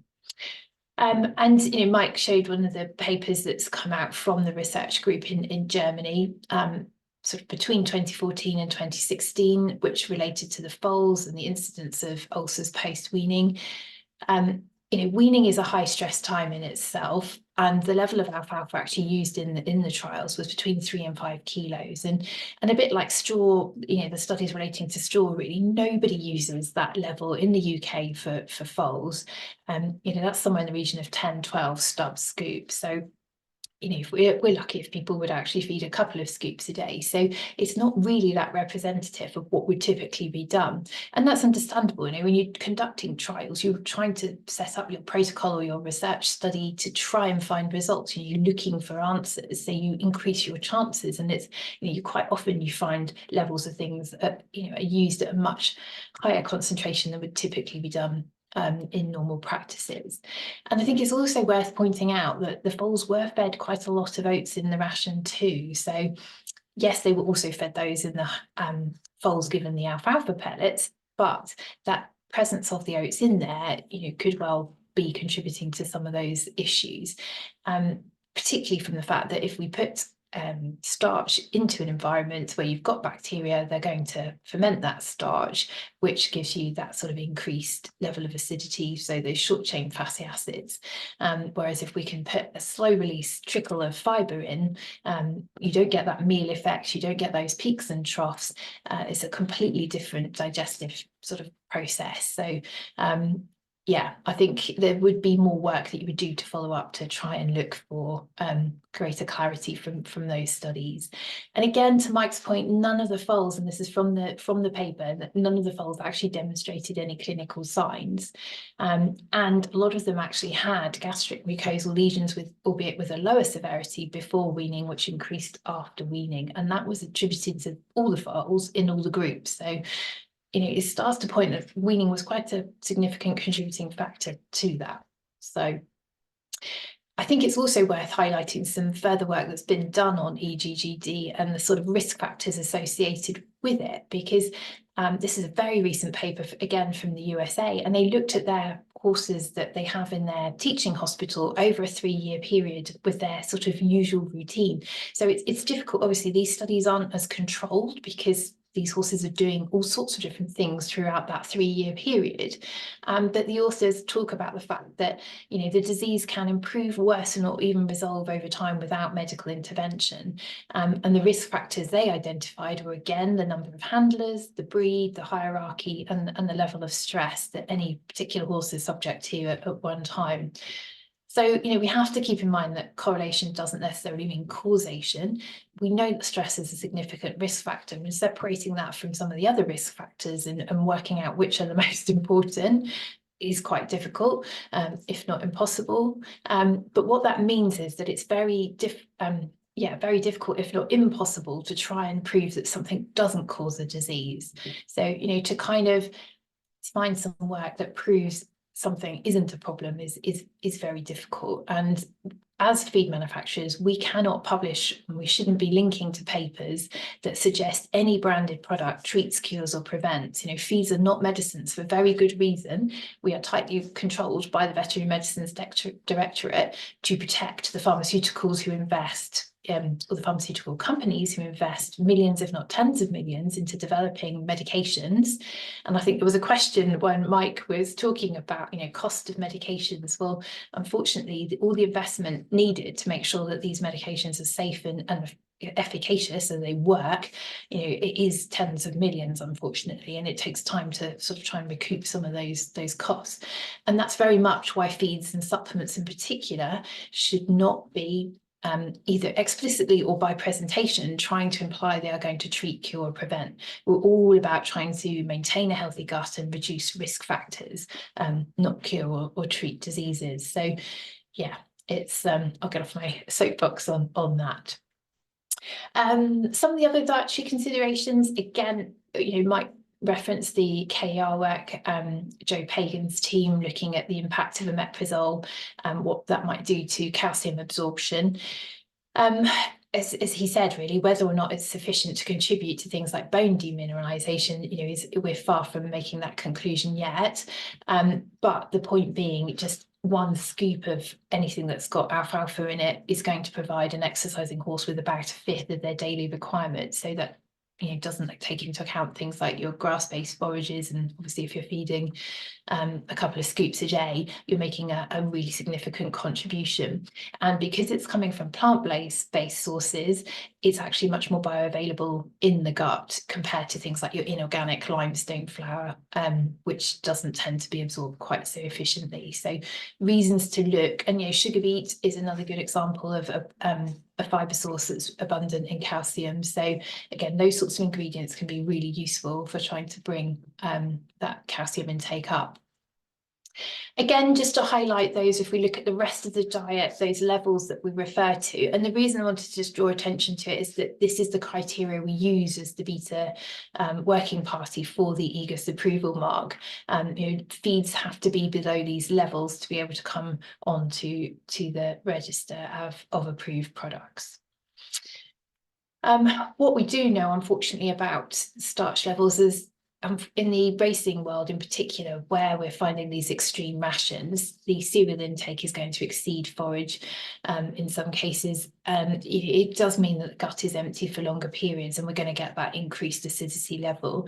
If we can shift away from doing that and try to get this trickle effect of forage, so remove meal feeding, is going to give you that consistent buffering from the saliva and the food itself, if we're using those feed ingredients that have got natural buffering potential.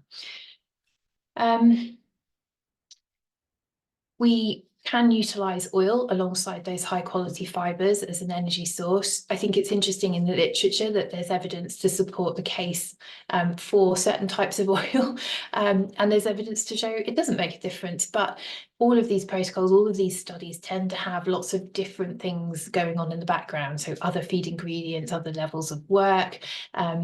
So it's very difficult to draw conclusions, and in fact, as a working group, we were trying to come up with what the advice should be in relation to the type of oil that should be used. Purely in energy terms, if we're using it as an alternative to starchy cereal-based feeds, then oils are basically the same. And obviously, if you're starting to increase your oil intake, you need to think about increasing your vitamin E intake as well. Corn and maize oil have historically been sort of recommended. Things are starting to move on from that, because the particular paper that it relates to was much more about sort of gastric secretion, wasn't specifically sort of looking at ulcers, although obviously the two tend to go hand in hand. But the rationale for that was the fact that it had a high linoleic content. Well, actually, there are other oils out there that would have more linoleic content. So if that's our reason for sort of looking at that type of oil, then soy oil would be a suitable alternative. I think when we talk about things potentially moving on, and Mike alluded to this as well, those sort of essential fatty acids, and unfortunately there aren't really any clear-cut sort of guidance or studies that show us whether we should adhere to the sort of ratio or specific levels. We talk in general terms very much about omega-3 as an essential fatty acid, having that sort of anti-inflammatory benefit. There are some studies actually starting to show that some omega-6s will also have an anti-inflammatory effect in certain scenarios. The omega-3 story is all why we're encouraged to eat oily fish ourselves twice a week for our overall health and well-being. And when we look at the horse's natural diet, that in pasture and grass sort of forages, then the level of oil is very, very low, but actually what's present there is higher in omega-3. So when we start to shift to a more cereal-based ration, and this applies to humans as well, we are starting to consume more omega-6, and that does start to change the relationship. And because the two are competing for absorption sites and sort of metabolic sort of sites as well, we need to try and think about sort of meeting minimum requirements, and more recently making sure that we're meeting those minimum requirements is more important than necessarily the ratio, although you will get different people saying different things on that. But the general principle is to remember that omega-6 are still essential fatty acids, and therefore are needed in the diet. We don't want to eradicate them completely, because they still need to be supplied in the ration. It is receiving much more sort of research interest, and the actual form that we're starting to put omega-3 into the ration is important. So those fish oils that we're encouraged to consume have what I suppose would be referred to as the best quality omega-3, so in the form of EPAs and DHAs, which you may well have come across. Now, unfortunately, the sustainability, the pricing, and all the issues surrounding the use of fish oil is under ever increasing scrutiny. And so plant-based and more sustainable options are being researched.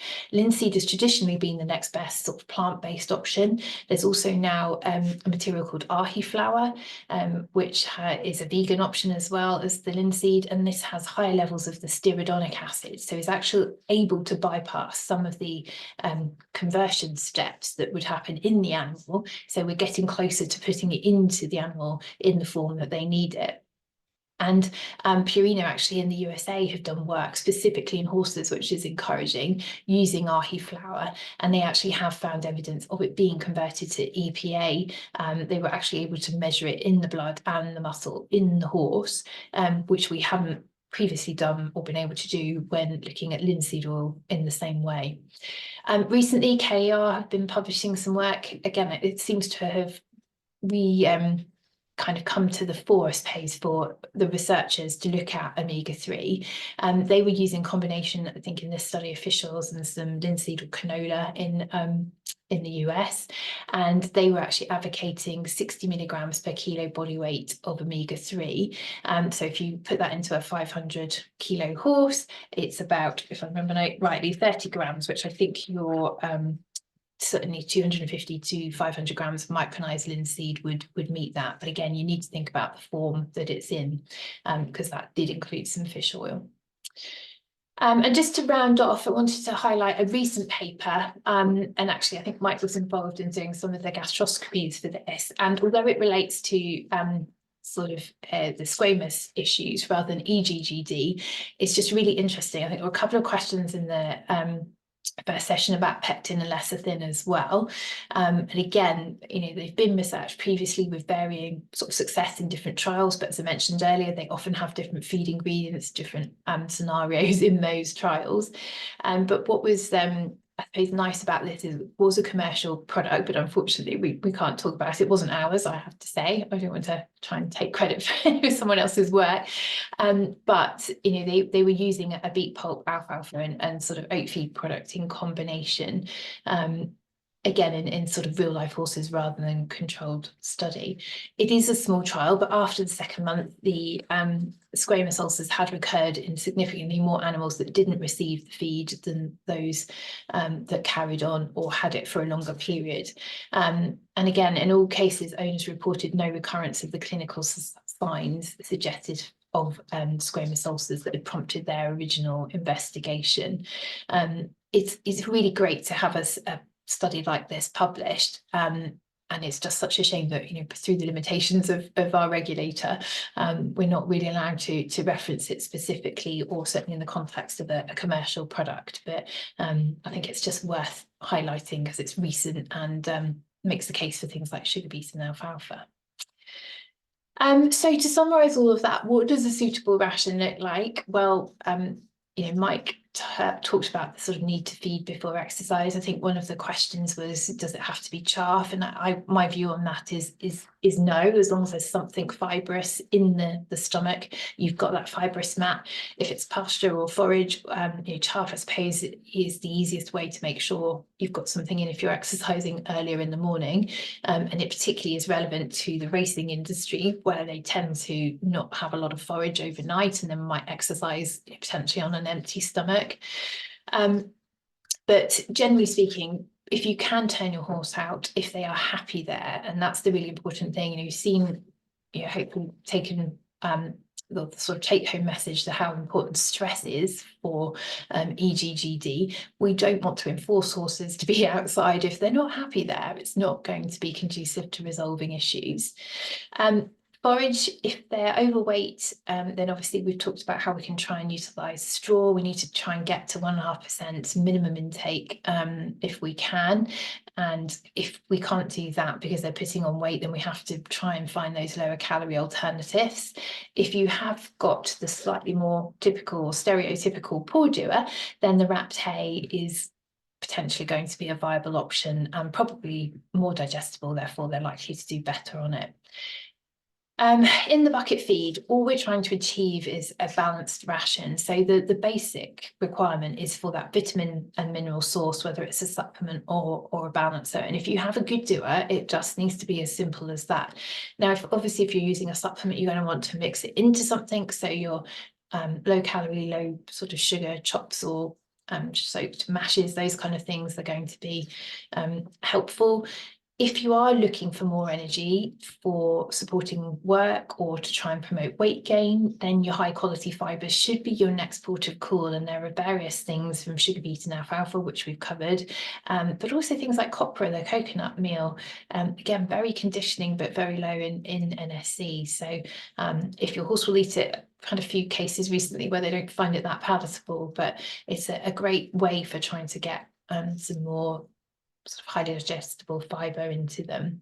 And then if we need even more energy, that's when we start to move to things like the oils rather than starch. And liquid oils, they're often added to feeds, so you'll find a chopped fibre with oil added, or you can add it yourself. Adding micronized linseed is a good way to bring up those omega-3, as I mentioned. Your 500 grams is easily going to supply the levels that are being used in trials with some success. But obviously, remember, it's in the format of the ALA rather than the EPA or DHA that you might find from things like fish oils. So just bear that in mind. Mentioned I want to just talk about the beta approval mark, and we're supposed to not call it approval mark for EGGD. It's for those prone to gastric ulcers, which is a requirement of the VMD. So it is a bit long-winded in marketing materials and things, but it's very specific wording for a reason. And as I mentioned earlier, that 2 grams of starch per kilo body weight per day and 1 gram per kilo body weight per meal are the thresholds. We're trying to get below those levels. There won't be a product on the or with the approval mark if it's exceeding those levels. The VMD have to approve packaging and marketing materials. It's trying to stop companies making obviously false or exaggerated claims. What we can't do is put or attribute any positive claims to ingredients. It's much more about what isn't in there, i.e. the starch, because we're not treating, cure, or preventing disease. We're just trying to reduce the risk of. Even vets are not really, strictly speaking, supposed to advocate commercial products unless they have marketing authorizations for medicines. So we're all bound by those same rules. And unfortunately, even those studies published in peer-reviewed journals, we shouldn't be using them as evidence for treating, curing, or preventing if they're for feeds. Obviously, if they're medicines, that's completely different. And just to finish off with some of the products in the range, because I'm sure you'll be asking about which ones are the most suitable. We have the sort of healthy tummy and the Ulcer Light, both with a beta approval mark.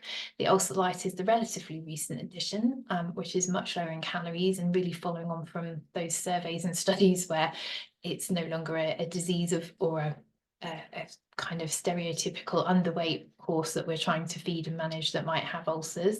So certainly in the reducing the risk, we want to increase fibre intake and have some low calorie options. We've got the yeast and the FOS prebiotics in there to try and help gastric health and help the populations of bugs living in the gut to keep the gut healthy as well. And then the higher calorie options, and these are much more if you're in the performance horse end of or you really need some condition on your horses. Alfrate oil is way up there at 12.5 megajoules per kilo DE, which is comparable to a conditioning or a competition mix, but only 2% starch. And I think the lowest sort of mix that I've found in terms of starch content is about an 8%, so still 4 times lower than the next kind of comparable kind of feed that you might want to be fueling your horse with. Performance fibre, it's probably one of my best kept secrets because the name puts a lot of people off. It is full of slow release energy, but it's really palatable. So this is the one where we put the grass in. It obviously brings the sugar level up. As you can see, any product that's got grass or high levels of grass in is going to have more sugar because that's what grass does. It has sugar and it stores it. We're using that to try and tempt these really fit performance horses, because even though it's that much higher in sugar, it's still preferable to using starchy cereal-based feeds as long as they will eat it. And that's one of the big challenges we have with the super fit performance horses. So there are some options. Obviously, if you have specific questions, do contact the feed line and we can give you much more information and detail on it. But they are the products we have with the approval mark on as well. So I think that brings me to the end. We're a bit over the 9 o'clock deadline, but there's some people that have kind of stuck with us, so well done. Have we got some more questions, which I will stop sharing and try and find my Q&A box just to see. Okay. Feed suggestions for a horse with EGGD and a respiratory issue, undiagnosed currently, but symptoms heaves when on hay. Well, yeah, that would definitely be a case for the sort of wrapped hay, where it is much more hygienic than the traditional hays, but obviously without the acidity concerns of a true haylage. So yeah, certainly contact us if you want some forage analysed. We can do that for you, just reassure you about the acidity levels. Hang on, just have a little look. Bertie, there was one question about gastric ulcers, yes, whether they're potentially an indication of another problem. I thought that was quite a good question.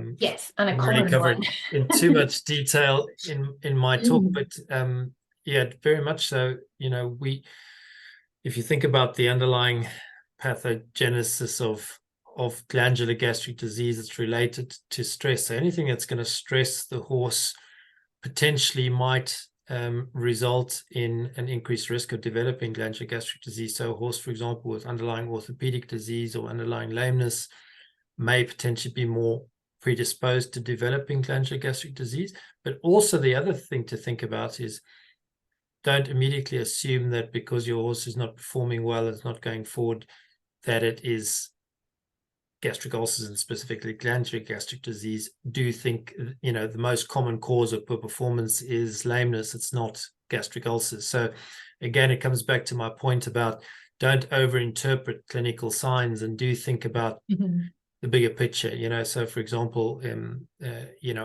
as part of our investigation to a horse with poor performance, we would consider doing a gastroscopy, but we would first be looking at other things such as lameness and some of the more common causes of poor performance. Brilliant, thank you.